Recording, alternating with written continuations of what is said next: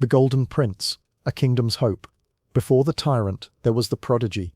Before the schism that would tear Christendom apart, there was a united kingdom holding its breath in hopeful anticipation. To understand the earthquake of the English Reformation, we must first meet the man at its epicenter, not as the bloated paranoid monster of his later years, but as the Golden Prince of his youth.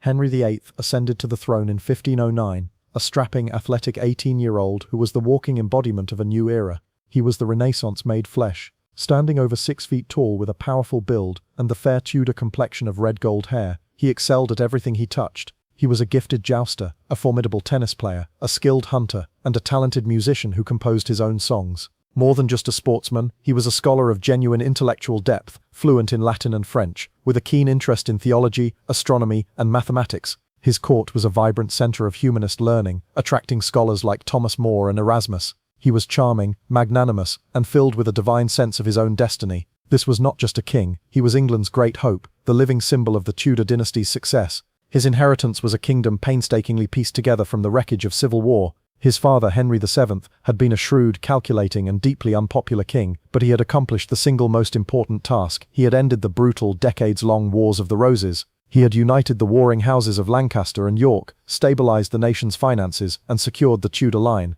The shadow of that conflict loomed large over the new king. The fear of dynastic instability, of a contested succession plunging the realm back into chaos, was the central anxiety of the age. The first and most sacred duty of a monarch was to produce a male heir, a clear and undisputed successor to carry the crown. It was a duty Henry VIII took with the utmost seriousness. Almost immediately upon his ascension, he made a decision that was both a political necessity and, by all accounts, a love match. He married Catherine of Aragon. Catherine was the daughter of the formidable Ferdinand and Isabella of Spain, the monarchs who had funded Columbus and completed the Reconquista. She was a princess of impeccable lineage and deep piety. She had originally been married to Henry's older brother Arthur, but Arthur had died just months into the marriage. To preserve the crucial alliance with Spain, a papal dispensation had been secured to allow Catherine to marry the new heir, Henry. This dispensation was granted on the grounds that her first marriage had never been consummated, a claim Catherine would maintain until her dying day. For nearly 2 decades, their marriage was a success. Henry was a devoted husband, and Catherine a popular and dignified queen. They presided over a glittering court, and Henry, eager to make his mark, launched a successful war against France, solidifying his image as a powerful warrior king. But amidst the triumphs and pageantry, a quiet, desperate tragedy was unfolding in the royal bedchamber. Catherine endured a series of heartbreaking pregnancies, miscarriages, stillbirths, and infants who died within weeks. One after another, the hopes for a male heir were dashed. By 1525, after nearly 16 years of marriage, all they had to show for their efforts was a single living child, a daughter, Princess Mary. A daughter could not secure the dynasty. The spectre of the Wars of the Roses had returned, and a terrible, damning thought began to fester in the mind of the pious, aging king. Perhaps his marriage was not blessed. Perhaps it was cursed by God himself. The king's great matter, an heir and an obsession. The crisis that would reshape England began as a whisper in the king's conscience. By the mid-1520s, Henry VIII was in his mid-30s, his youthful vigour giving way to a gnawing anxiety. Queen Catherine was now past 40, her childbearing years all but over. The lack of a male heir was no longer a private sorrow, it was a looming political catastrophe. Henry, a man who believed himself to be God's chosen vessel, began a desperate search for answers, and he found one in the Old Testament. In the book of Leviticus, chapter 20, verse 21, he read a chilling passage. "If a man shall take his brother's wife, it is an unclean thing, he shall be without children." To Henry, this was not an ancient piece of scripture, it was a divine thunderclap, a direct explanation for his personal and dynastic tragedy. His marriage to his brother's widow, he concluded, was invalid in the eyes of God, and the papal dispensation that had allowed it was a mistake. His daughter Mary was illegitimate, and his entire reign was built on a sinful foundation. He was living in sin, and God was punishing him by denying him a son. This conviction became the central obsession of his life, what the court would come to call the king's great matter. It was into this charged atmosphere of spiritual crisis and dynastic fear that a new captivating figure emerged at court, Anne Boleyn. Anne was unlike any woman Henry had ever known. She was not a passive beauty, she was a woman of sharp intellect, formidable ambition, and a magnetic worldly charm honed during her youth in the sophisticated courts of France and the Netherlands. She was the niece of the powerful Duke of Norfolk, and she returned to England with a continental style and a fiery, independent spirit that fascinated the king. Henry, accustomed to women who deferred to his every whim, was utterly captivated by Anne's refusal to become his mistress. She would not be a passing fancy like her sister Mary had been. She held herself apart, engaging him in witty and intelligent conversation, challenging him, and making it clear that she would be his queen, or nothing at all. This was a masterful political and romantic gamble, By refusing to surrender to him physically, she ensnared him emotionally and intellectually. His infatuation grew into a consuming obsession. Anne became the living, breathing embodiment of the solution to all his problems. She was young, fertile, and promised the hope of a legitimate son. She became inextricably linked with his great matter. If he could have his marriage to Catherine annulled, he could marry Anne, please God, and secure his dynasty with a male heir. Thus began the long, frustrating campaign to secure an annulment from Rome. Henry tasked his chief minister, the powerful and brilliant Cardinal Thomas Wolsey, with persuading Pope Clement VII to declare the original papal dispensation invalid. Henry believed it would be a simple matter. Popes had granted annulments to kings for political reasons before, but he had not accounted for the complex geopolitical situation in Europe. In 1527, the armies of the Holy Roman Emperor, Charles V, had sacked Rome and taken the Pope prisoner, and Charles V was none other than Catherine of Aragon's adoring nephew. The Pope was, quite literally, a captive of the man whose family honor depended on the validity of Catherine's marriage. Pope Clement was trapped between the demands of an impatient English king and the power of a mighty emperor. He prevaricated, delayed and played for time, hoping the problem would simply go away. He sent a legate, Cardinal Campeggio, to England to hear the case alongside Wolsey in a special legatine court. The court was a show, a sham designed to drag things out. Catherine, in a moment of stunning defiance, refused to recognize the court's authority, instead making a dramatic public appeal directly to Henry, kneeling before him and pleading her case as his loyal wife of 20 years. The court ultimately failed, referring the case back to Rome. For Henry, this was the final straw. His patience had run out. His obsession had now hardened into a cold, unshakable resolve. If the Pope would not give him what he wanted, he would find another way. The entire structure of power in England was about to be broken and remade in the image of the king's will. The fall of Wolsey and the rise of Cromwell. This chapter focuses on the dramatic transfer of power. Cardinal Wolsey, who had dominated English politics for nearly 2 decades, becomes the scapegoat for the failure to secure the annulment. We will detail his spectacular fall from grace, his arrest for treason, praemunire, and his tragic death on the way to his trial. His downfall creates a power vacuum, which is filled by 2 men who will change England forever. The first is Thomas Cranmer, a quiet, scholarly Cambridge academic with reformist, Protestant-leaning ideas, who suggests a new strategy, polling the universities of Europe on the king's great matter. The second, and more important, is Thomas Cromwell, a man of humble origins, a blacksmith's son who rose through sheer talent, cunning, and ruthless efficiency to become the ultimate political operator. This section will introduce Cromwell as the brilliant, pragmatic architect of the coming revolution, the man who saw that the only solution was not to persuade Rome, but to eliminate its power in England entirely. The break with Rome. The legislative revolution. This section details the legal and political earthquake engineered by Thomas Cromwell.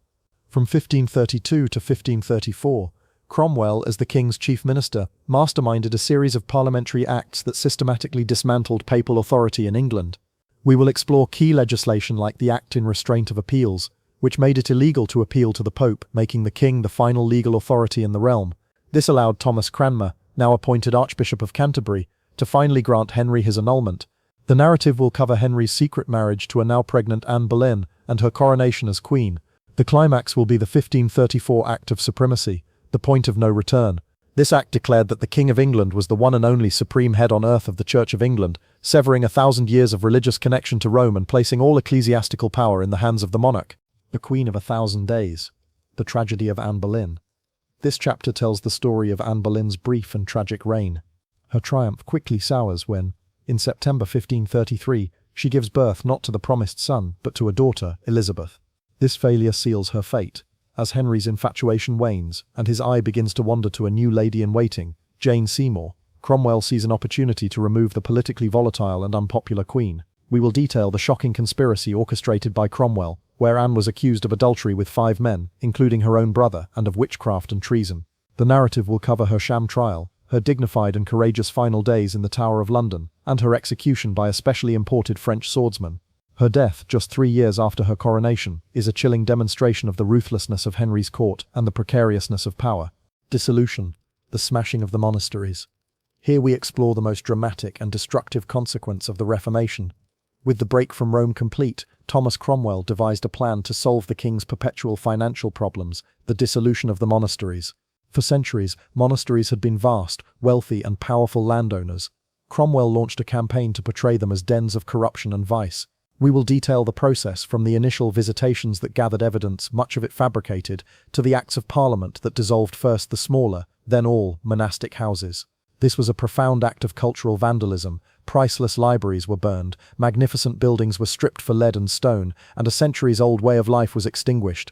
The immense wealth seized from the church was funneled into the king's coffers, funding his wars and his navy, and creating a new class of gentry who bought up former church lands, ensuring they had a vested interest in never returning to Catholicism.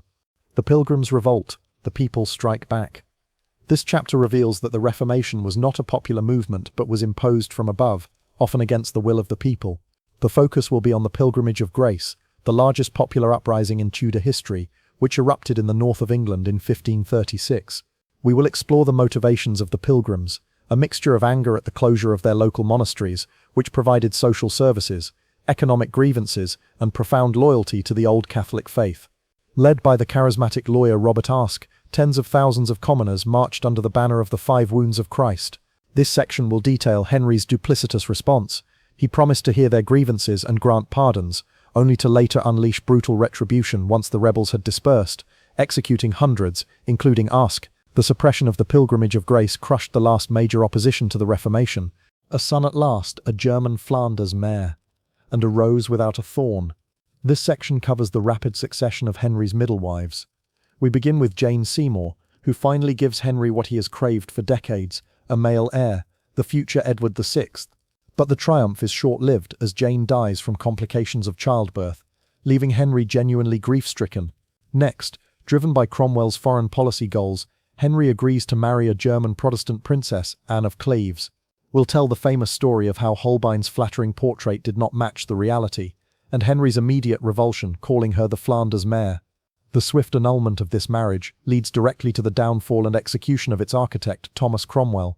Freed from his minister, the aging Henry then makes a disastrously foolish marriage to a vivacious teenager, Catherine Howard, whom he calls his rose without a thorn. This chapter will end with the discovery of her premarital affairs and alleged adultery as queen, leading to her tragic execution. The Tyrant King, the terror of the later years. This chapter focuses on the physical and psychological decline of Henry VIII. In his final years, he became the monstrous figure of popular imagination. We will explore the effects of his jousting injury, which left him with a festering, painful leg ulcer and his immense weight gain. His physical agony fueled his paranoia and tyranny. The court became a nest of vipers, with conservative and reformist factions vying for power and control over the aging king and his young heir, Prince Edward. We will detail the purges and executions of former friends and rivals, such as the Earl of Surrey. The section will also introduce his final wife, Catherine Parr, a mature and reform-minded widow who acted more as a nurse and peacemaker, skillfully navigating the treacherous court politics and surviving the king. The English Bible and a new way to pray. While Henry's Reformation was primarily about power and dynasty, this section explores the genuine religious changes that were taking place. We will focus on the work of Archbishop Thomas Cranmer. A central theme will be the battle for an English-language Bible. We'll tell the story of William Tyndale, who was executed for his early translation, and the eventual authorization of the Great Bible to be placed in every parish church in England. This was a revolutionary act, allowing people to hear and read scripture in their own language for the first time. We will also explore Cranmer's cautious introduction of Protestant ideas through works like the 10 Articles and the King's Primer, laying the groundwork for the more radical changes that would follow Henry's death. The birth of a nation. Forging the Royal Navy. This chapter explores one of the most important and lasting legacies of Henry's reign. Using the vast wealth plundered from the monasteries, Henry invested heavily in building a powerful, modern, standing navy. We will detail his personal obsession with shipbuilding and naval technology, overseeing the construction of magnificent warships like the Mary Rose and the Henry Grace Adieu. This was a fundamental shift from the medieval model of commandeering merchant ships in wartime. The Royal Navy became a permanent professional arm of the state. We will explore the creation of naval dockyards at Portsmouth and Deptford and the establishment of the administrative body that would become the Navy Board. This section argues that Henry, in his quest for security, inadvertently laid the foundation for Britain's future as a global maritime power. The Boy King, the radical reign of Edward VI. Henry's death in 1547 unleashes the forces he had struggled to control. His 9-year-old son, Edward VI, a devout Protestant, ascends the throne.